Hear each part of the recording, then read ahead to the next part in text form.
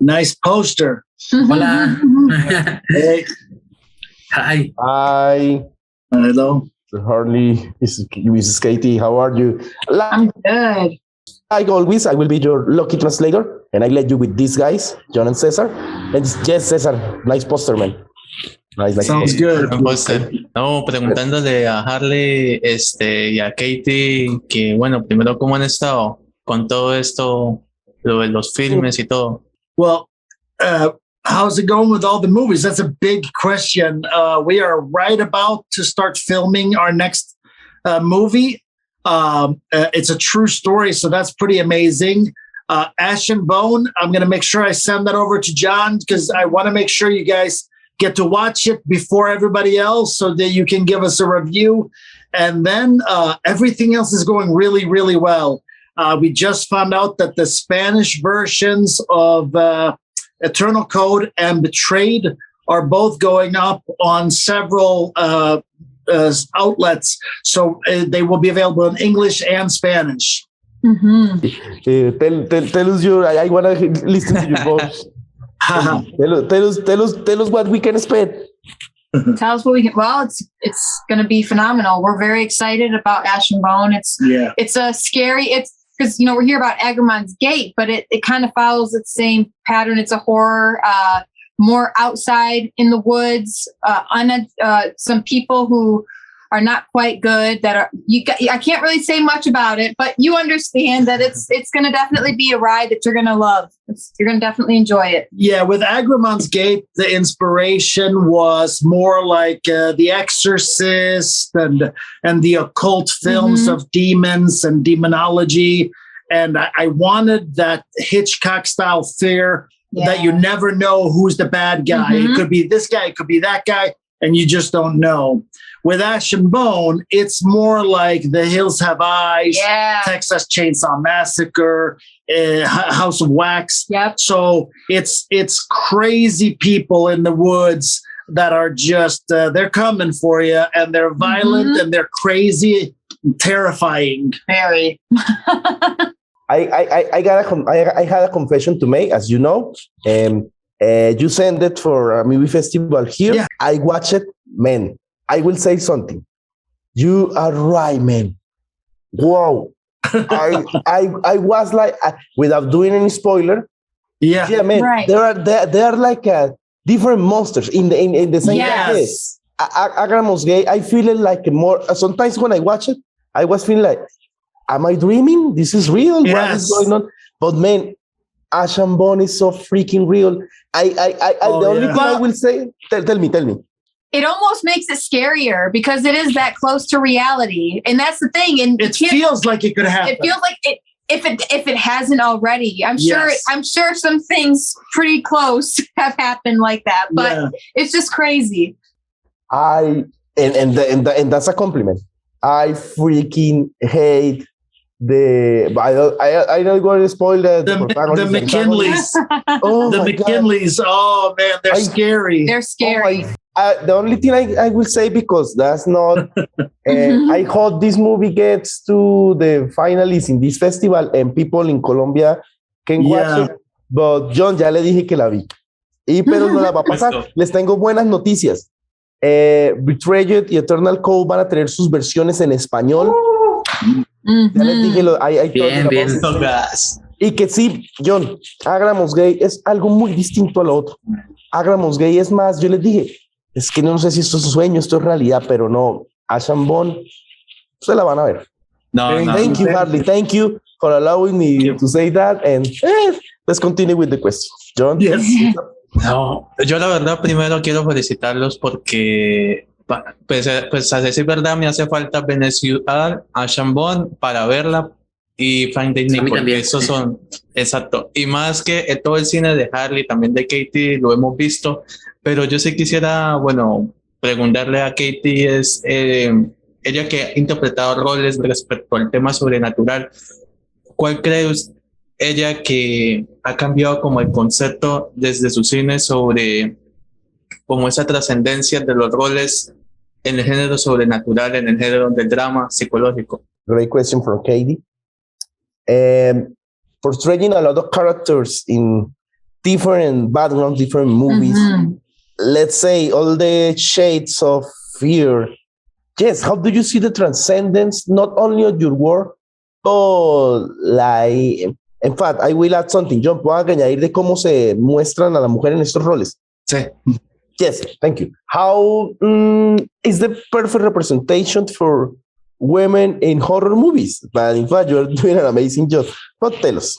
My interpretation of women in horror movies? Yes, showcasing your whole world because you had made all the fears, all the layers of terror, horror. Well, thank especially you. in those two. Especially in those two. That's a really good question. I don't think I've actually had this question before, but every character is different. And depending on what they're going through and the fear, right? I mean, each scene that I am in that is on the scarier side, you really have to bring that out. You have to pull that out from within you and show it on screen rather than pretending to be actually feeling that. And no, but I think bigger than that, I think what he's saying is in Agramant's Gate, you are in charge of Lucas. Lucas is a backseat guy. Yeah. And then you come to Ash and Bone and you are, or in Ash and Bone, you take charge of a lot of things. And it's a different character though. So it's just that for me, it depends on, like, when I read the story, what do I feel that they should feel? That, like, I have to kind of interpret it differently because each character is different. That's really what it is. But it's being able to live them and then living through that fear. It's like in being in that moment and being present. Especially with that. And especially, because I mean, I have to really believe in who she is to be able to tell him, like, hey, you can't do that. McKinley's too. The whole McKinley's, So, I mean, really, there's strength. I think that I try to find the strength really in all of them to know why they're in those moments or in those situations to begin with, and how are they supposed to feel. And I try to find that strength. And I'm glad that you're saying that it's, the layers and stuff, because it's just like, especially with horror, there's really not a lot of good layered characters in horror for the most part. I mean, yes, especially in horror, I think women are often used just to be victims and to be half naked. And there's a lot of the times not the greatest story set around them, where I think you bring a lot to the characters that makes them really go through the experience. But it's just being in the moment, finding that courage within myself and being in the moment. And before we continue, yes, Katie, like I say, when I watched Asambon, I was like, yeah, you take the charge. You like embrace the whole poor situation, because sometimes I know it's your character. I was watching your character Harley, and I was like, no man, please do something. Yes, the McKinleys are crazy. That was weird for me. Yes, because I'm not like him. Lucas is very passive, and I'm not. That was weird to play, but it is the right play. It works. Pues bueno, estoy feliz de saludarlos otra vez. Con Katie no había hablado, ya tiene tiempo de la última vez que tuve oportunidad de platicar con Harley. Y bueno, pues estoy muy feliz. Y bueno, de la última vez que hablamos a la fecha, ya he tenido oportunidad de ver más trabajos de Harley. Y aunque tiene una gran material de películas de terror, puedo decir que a la fecha mi favorita es Eternal Code, que va más a la ciencia ficción. Y pues bueno, quisiera preguntarle sobre esta película, porque quisiera preguntarle si la película la hizo bajo la premisa de que tenemos que ponernos un límite como seres humanos, ¿no? En la película tocan el tema de que pueden extender la vida humana, ¿no? O transferirla. Entonces, quiero saber si hizo la película bajo esa premisa, de que hay que ponernos un límite como humanidad, pues para no ir más allá para que no se nos salgan las cosas de las manos. Okay, Cesar has watched Eternal Code. He said that he's really like getting in touch with your work, but this is his favorite movie. And we know that this is not a terror, but a sci-fi. Yeah. But and I need to watch and mental. Yes. It really plays games you mentally, because we're not that far away. this is going to be a real thing while we're alive. We're going to encounter this, and it's going to be a strange place because there will be people taking advantage. It's like idiocracy. It's ahead of its time. Yes, and in fact, you like take a step for the question because yes, Cesar was going to ask that not in the possibilities, but he feels that humans are not putting barriers. No, they are going far away. So tell us more about the subject. I think as humans, we have evolved so fast, especially the last 100 years, that we don't think about should we do that. We think about could we do that? And we always can. We can. And at some point, we're going to do things that we shouldn't do. You know, whether it's bring back the dinosaurs, to clone a human being, or make someone live forever. All of those things, in my opinion, are bad. And we should at least think about it. Because I saw an interview that was really interesting. And it was a guy was asked, they said, would you want to live forever? And he goes, well, hang on. Can my loved ones also live forever? And he goes, why does that matter? Would that change your answer? And he goes, yes, it would. And he goes, what if it was just you? Would you want to live forever? And he goes, nope. And then he said, what if you and your loved ones could live forever? Would you want to live forever? And he goes, no. And he just realized it himself that I think the reason we can do all the things we do is because tomorrow is not a guarantee. Tomorrow could be taken from us like that. And that makes us do things today. I do think, too, we find purpose when we know that there's no guarantee. I think that we want like most people want to leave a good legacy, whether it's for their kids and making sure their kids are provided for. I think these are things that if you lose your sense of knowing that tomorrow is not a guarantee, then there's no purpose. There's no, like, you could lose your purpose because you can wait till tomorrow to do anything. You can just say, oh, tomorrow's just another day. Bueno, yo sí quisiera profundizar sobre, es que cuando comenzaron en el tema de todo esto, de proyectar un poco más Astro, Betrayer, todo ese universo de ellos también involucraron también a la familia, están también las hijas que también actúan, que la verdad es increíble. Entonces yo quisiera preguntarle sobre cómo fue no solo el proceso para que experimentase ya el séptimo arte, sino también cómo es poco a poco formar como ese legado poco a poco que ustedes han adquirido y que van a adquirirlo también ellas a través del terror, a través de lo familiar. ¿Cómo ellos pueden clasificar, o sea, que todo sea unido? Que eso es lo bonito. Y qué bien que lo mencionas, porque no solo es terror, todos los tipos de cine. Okay, this is a good question from Jhon, and it's going with the subject of legacy. You were talking about the legacy, because your work, both of you, is a labor of love, not only love for cinema, but love for family. You but also your daughters, and a lot of genres. That's crazy. So yes, how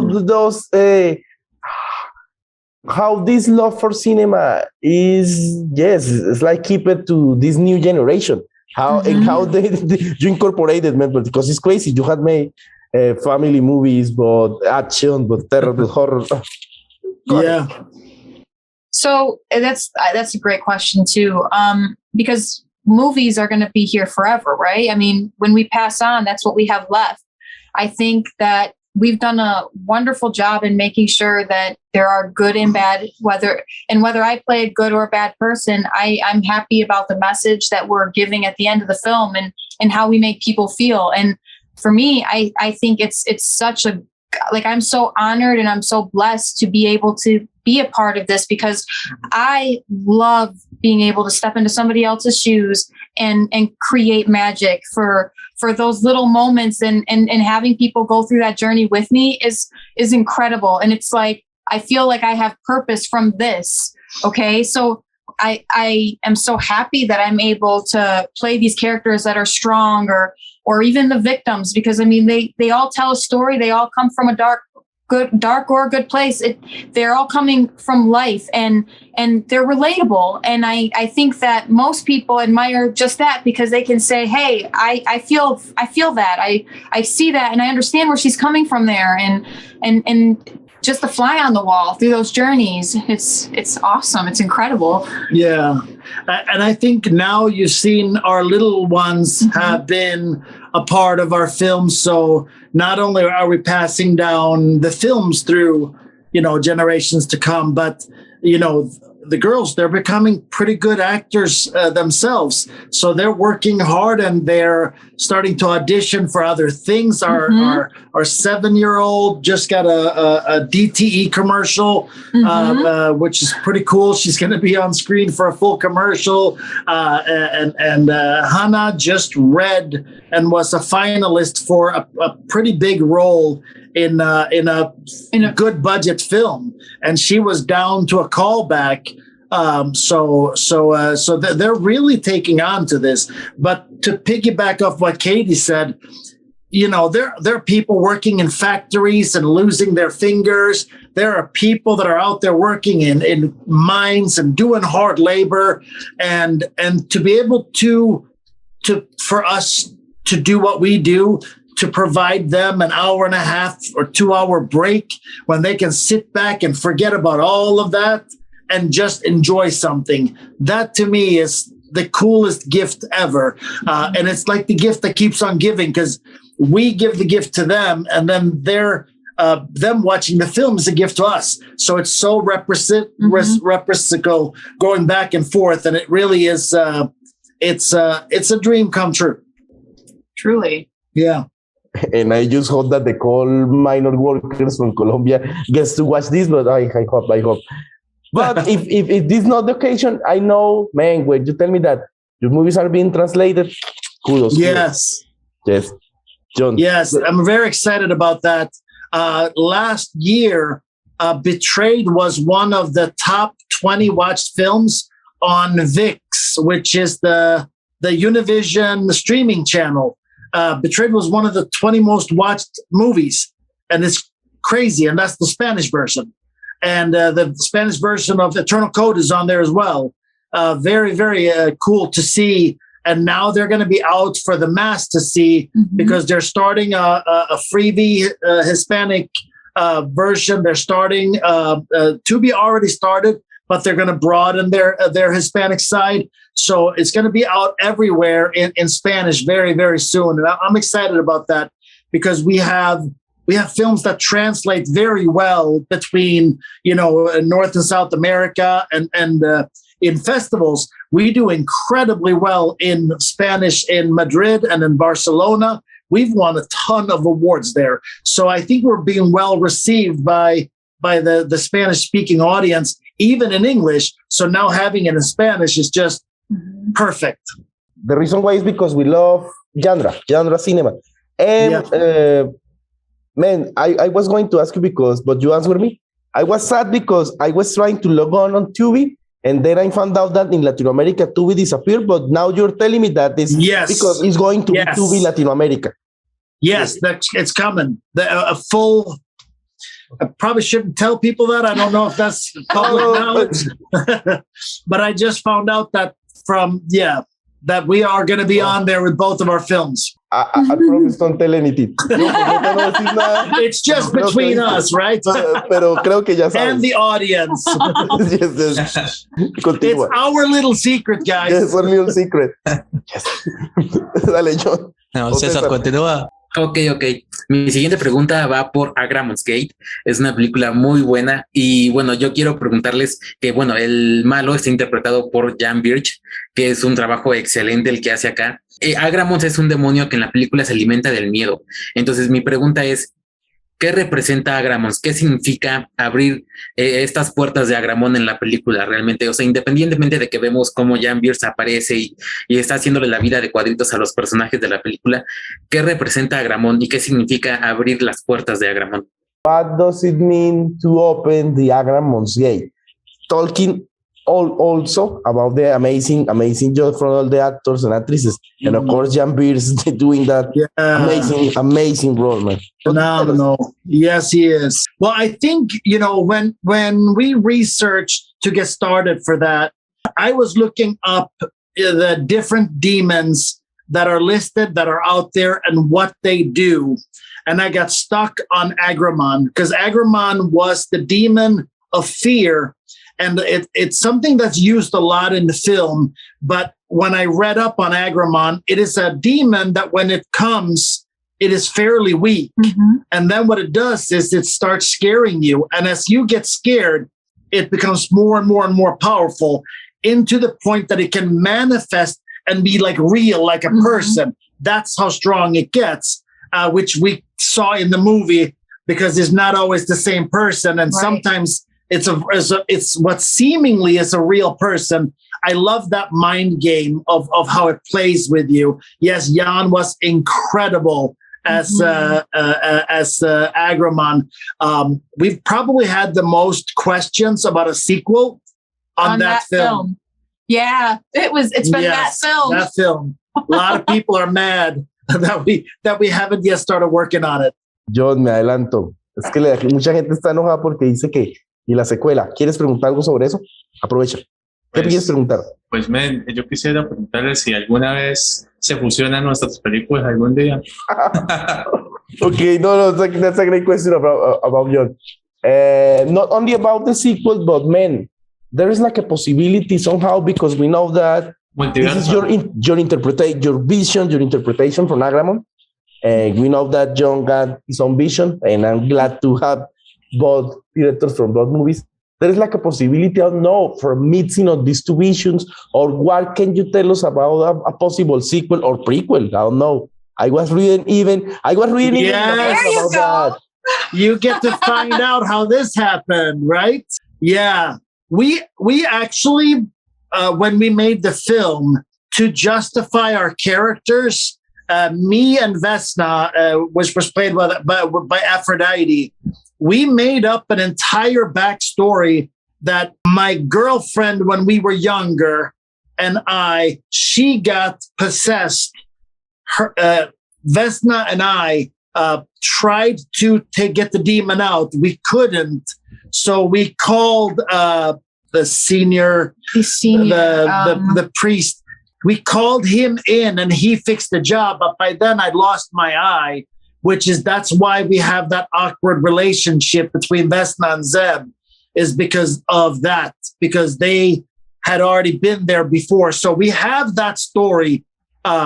We just haven't written it yet. So that's the prequel. The sequel would be interesting, but the sequel could be anything, because Agramon could come back.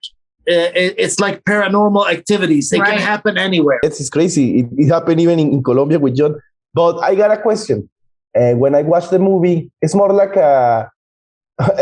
this is so like a very good question. There is a possibility for a prequel.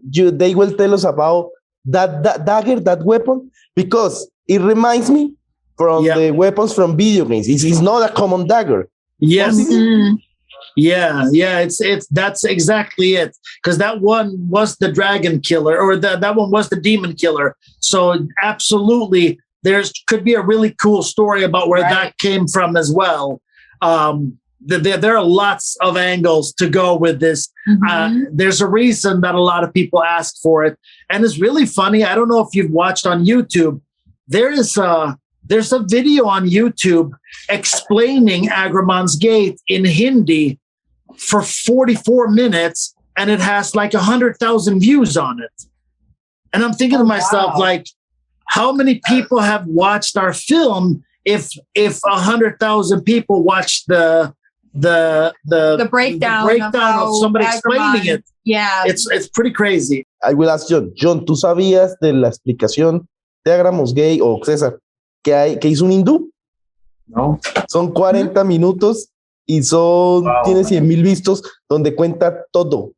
Ellos se quedaron como, ¿qué sucede acá? Les dejo ese dato, te la dejo ahí como dice Diomedes. Oh, pues increíble, man.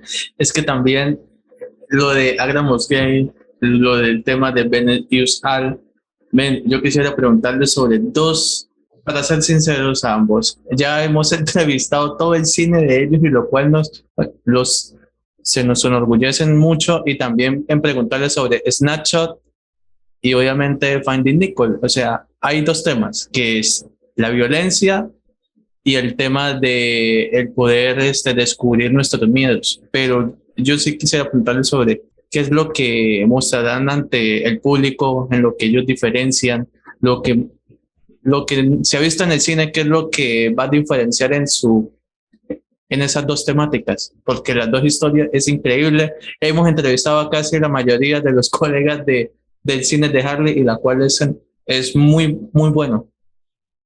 I know you listen a lot, but I will make it shorter. But he was telling that we feel lucky because we had not only interviewed you, but colleagues from your work, and gladly we have covered your whole career.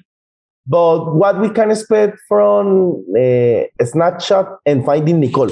A little bit, something. I'll tell about Beneath Us All. She can tell about Finding Nicole. How about that?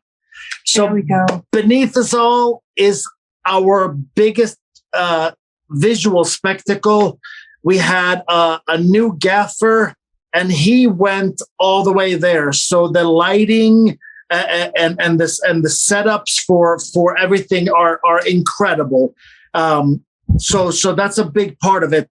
Also, we do our first creature story. So this is a vampire, and it's a vampire that keeps evolving. So it becomes, a monster towards the end. So we're starting, with a more of a traditional vampire tale. I think of Let the Right One In is a good example of inspiration. But at the end, we are at Bram Stoker's Dracula. Mm-hmm. It's very takes off big time, and the visuals are stunning. It is by far the best cinematography we have done, and I have to give my hat off again to Sean Whalen, Maria Olsen, Jan Birch, Katie, Angelina. The cast was mind-blowing. They were incredible. I'm so proud, and I can't wait for that one to start coming out to festivals. Mm-hmm. It's very, very special. Mm-hmm. And Finding Nicole? Finding Nicole. Well, Finding Nicole is based on a true story about a woman named Nicole Beverly, who is a victim of domestic violence. Her husband is ex-husband is a police officer, and it follows her from, the beginning of the relationship all the way until his verdict is read. And it's to help educate people in identifying the red flags in abusers and seeing how something that may be coming across flirty is probably a bit more manipulative. And it's an incredible story. It's scary. It's more like a drama thriller. It's really scary. It's just not a horror film. Right. But when you look at what this woman went through, it is quite amazing. It really is. It is. And so we start off in the courtroom, but we go back in flashbacks and when they meet each other, and he comes off very charming. And it's a different world for me. I've been so blessed to have not had to deal with that, within my own home, but I have seen people who have dealt with it. And I'd always wonder, like, how the heck could they go back to that person? They just punched them or whatever. And the next day I see that you're already there with them. I don't understand. And then I read this story, because she also has a book out that you can get on. It's on Amazon, called Finding Nicole. But you go in the story and you see a perspective that I've never even been open to. And now I'm really starting to gain an understanding, and I'm gaining perspective and seeing how this stuff is actually happening out all around us. It's 1 in 3 women, 1 in 7 men, and 1 in 3 high school students will have a domestic violent relationship in their lifetime. And that's sickening. And the thing is before I was so naive, I could just not even see it going on around me. But the thing is I was really not even looking for it. And now that I'm able to look for it, I'm just like, holy cow, this is just, this story is meant to be told. And we're so feeling like this is a passion project for me. I really feel that this can help make change. This can help people find the tendencies inside themselves that are making them the abuser or even making them the victim, the kind of people that you're drawn to. It's just, yes, I'm so fired up about this project. It's a really, it's an incredible script. Jeffrey Calhoun wrote it. And I remember, because I had a very clear vision of what I wanted. So to see him write something that comes out the way I wanted it, knowing how difficult I wanted the story to be, I'm super happy with it. I couldn't be any happier with the script. And we start filming in less than 4 weeks. Y hay un personaje en el que ustedes en los futuros proyectos asumen el reto de realizarlo. ¿Qué tipo de personaje, bajo qué historia se proyectan ustedes para futuro? Con mucho más proyectos de lo que tienen y también, por favor, decirle a Harley y a Kaiti cuál es el secreto grande que ustedes tienen con Netflix, porque no sé. First, what will be like knowing that also more projects are coming, more resources? In fact, if you're telling me that Benito Sol will get an amazing loot, man, I cannot wait, because I tell you, Ashan Bond loot amazing. I love the photography. I love the smoothness, but what will be like the dream project? And we can know something. And in fact, I also want to know what is going on with Netflix. With what, Netflix? Yes, we saw like a post of, we can know something? I don't know. So one of our newer films was in negotiations with Netflix, not in the US, but abroad. We don't yet have an outcome, but I'm excited that we're negotiating. So hopefully that's happening, and a few more things that should be out soon, and we should find out soon. Probably Netflix Latin America. We hope so. That would be nice, right? Yes.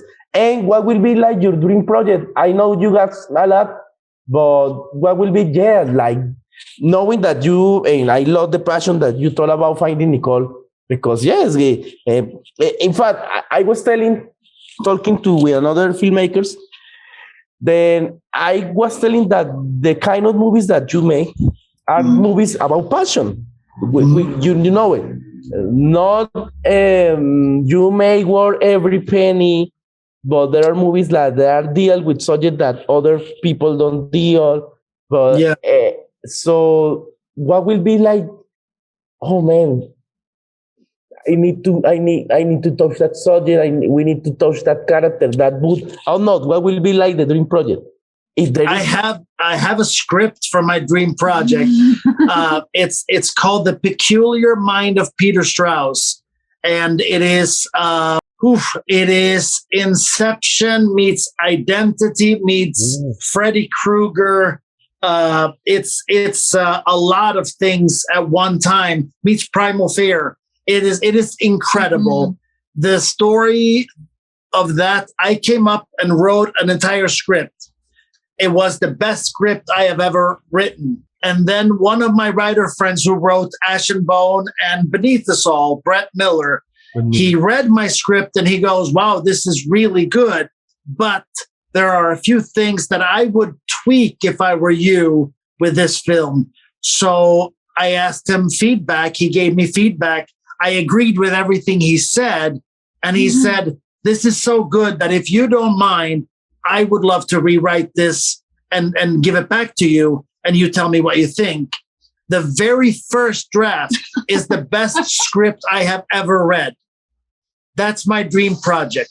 Definitely. And I want to make that as soon as I have the funds to do it, because it needs to be a bigger project with more money, because this needs to be in theaters. This needs to be a blockbuster. It should be for everyone to see. And what's nice too, because you're talking about passion, but one thing about that story too is it does touch on mental health. Yeah. And that is something that is another topic that is not talked about enough, and it's great to have something like that where we can visually share our. Yeah, we like hiding, and I don't mean hiding from people, but sometimes when people try to give a message, it's too much, and you start rejecting it because you feel like they're pushing it on me. I like hiding a moral question, like with Eternal Code. There's a moral question of, should we? Is this right? And what's too far? Think about Betrayed. It's the same thing. It's the corrupt politician. It's the dirty underbelly of our inner cities. And it's the desires of sick men to buy women. And we do this all the time, where we try to touch on an important subject, but not be too heavy-handed with it. Allow the story to do the telling. Yes. And man, it's great that you mentioned Brett. He did an amazing work with. Yes, he is. And I need to mention it. And before my friends watch it, and I hope the movie arrives to the finals of the festival, man, Angelina killed it. Wow. Oh, yeah. She did. She's amazing. But I will say more because I don't want to spoil anything. But she, wow. Amigo. Yeah, she's amazing. She's just as amazing in Beneath Us All. Yes. She's going to be too expensive for me to hire after those two films come out, because she's amazing. She's going to be a star. No, we tell her the same. Angelina, before we feel lucky to interview you now, because later we get, sorry, I got no time, no tiempo. I agree. I absolutely agree. Yeah. Ese fue el primero. Pero déjeme decirle, una actriz que también se destaca es María Olsen. Oh, man. María Olsen es Maria, incredible. Oh, incredible. Yeah. Trust me, she is amazing. We're going to work with her again for sure. Algo que sí destaqué es que yo los envidio porque ustedes tuvieron a Colio. Sabemos que Nova es increíble. O sea, yo les digo, tener a Mel Nova allí en esta película, a Colio, como yo le digo, es increíble.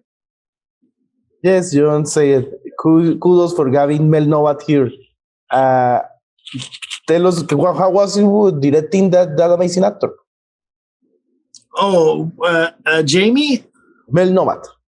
Oh, Mel Nova. Oh, Mel was great. You know, I wanted Mel to play somebody that you never knew if he was in on it or not. I wanted you to be like, he just seems like there's something going on there.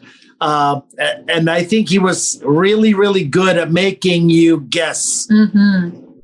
Yeah, thank you. Some master storytelling right there in that trailer. Bravo. Tres trailers de una vez, increíble.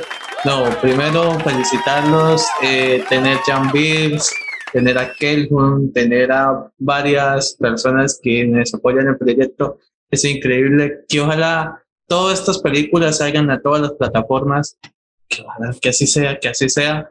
Y no, primero felicitarlos y segundo para que nos digan las redes sociales, que inviten a la gente donde pueden ver, adquirir, contactarse con ustedes. Okay, Jhon summed all. Yes, the only wish we got is the same, that these movies get showcased in every platform, in every festival, in every way possible.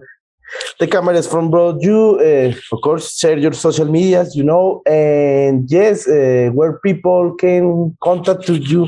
I don't know. Go ahead. The camera is yours. Go ahead. Okay, where you can find us? Yeah. Okay, so for me, I have TikTok, I have Instagram, I have Facebook, and it's all under Kaiti Wallen or Kaiti Wallen Actress. TikTok, it's Kaiti Wallen Actress. But yeah, that's my thing. And it's spelled Kaiti. Yes, Kaiti. Thank you. She makes it tricky. The best place, I think, to keep up with the movie stuff is probably Painted Creek Productions on Facebook. or either of us on Facebook. We are very active on Facebook. We are also very active on Instagram. Kaiti Wallen. Kaiti Wallen, Kaiti, and Harley. I am the Harley Wallen, THE Harley Wallen on Instagram. And then on TikTok, I think I am the Harley Wallen there as well. I used to have a different handle for my fighting days, and I'm slowly changing it all over. So that's where it gets tricky. But that's where you can find us, Painted Creek Productions. And when you go on Tubi or Vudu or wherever you're watching films, if you punch in either of our names, all the films will come up. So it's easier to find. Because they're going to more and more platforms all the time. Abstruse just went on to Fubu. Agramant's Gate just went on to Plex. So we're adding new platforms all the time.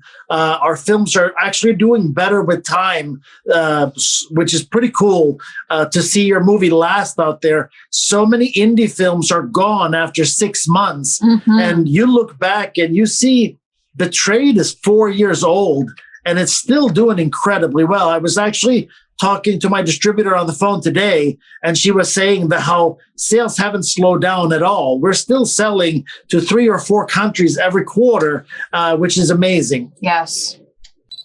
Pues nada, muchas gracias por la oportunidad. Estoy muy feliz de volver a platicar con ustedes. Ya llevo visto bastante de la filmografía de Harley. Tengo en la mira Enigma, que me falta ver esa. Les prometo que la veo. Y pues nada, muchas gracias por estar acá de nuevo. Enigma la suben, ya saben a qué página. Entonces, yes, like Cesar said, we are still on the rush or still watching your movies, like the marathon, the Oh, yeah. Yes. And we got that in that page that we don't mention is appears in Latin America, but because I know that Enigma was there and I still need to watch Enigma. But man, we were going to continue, like you say, we are happy that both of your movies are still showcasing. And I know that there will be a time that we watch it all. Don't worry, we will review it. But man, thank you. Thank you. Muchas gracias por la oportunidad y bueno, gracias. Éxito. Éxitos. Chao. Bye bye. Gracias. Bye bye. Bye. Bye. Thank you.